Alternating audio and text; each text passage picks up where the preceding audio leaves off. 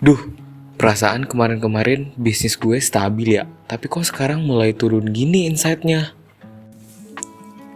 Kenapa Sal? Kok kayak ruwet gitu ekspresinya?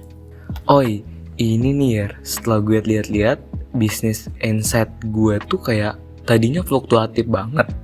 Lama-lama jadi turun terus nih. Gue jadi mulai resah belakangan ini. Wah, coba lihat. Iya juga ya.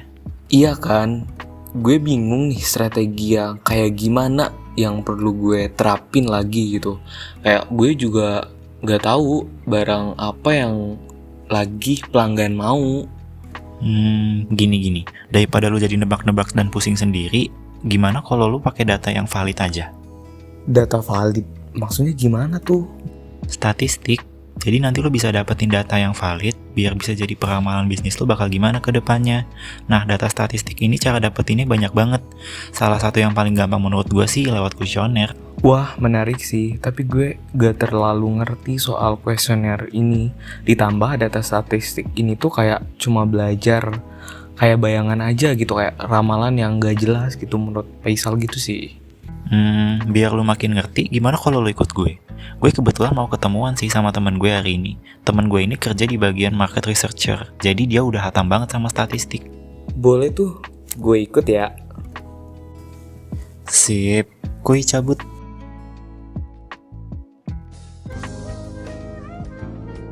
Oi Ken, Oi, lama banget lu, gue tungguin.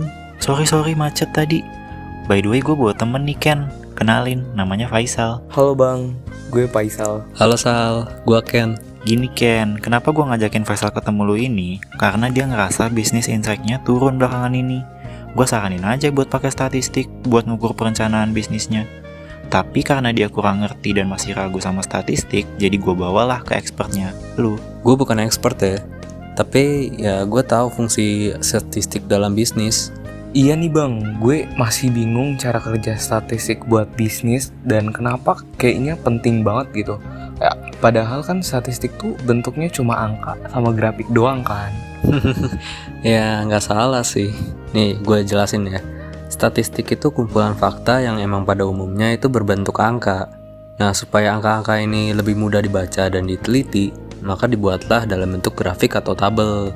Kenapa gue bilang statistik ini emang beneran penting buat bisnis? Itu karena dia mengevaluasi keberhasilan strategi yang kita buat. Dan dengan kita mengevaluasi tingkat keberhasilan kita bisa mengambil keputusan yang tepat dan gak sembarangan.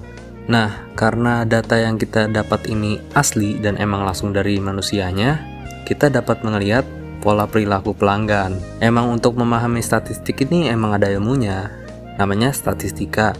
Tapi kalau untuk melihat dan tahu respon pelanggan, kita bisa pakai kuesioner yang sederhana-sederhana aja gitu. Dan itu juga salah satu cara kok untuk ngumpulin data. Nah, lu kan gabung banyak grup dan komunitas tuh. Lu bisa sebar kuesionernya di situ. Di situ kan isinya orang-orang yang punya hobi dan bisnis yang serupa sama yang lu punya. Lu bisa dapat gambaran dah dari situ. Wah, iya juga ya, ternyata statistik ini banyak gunanya.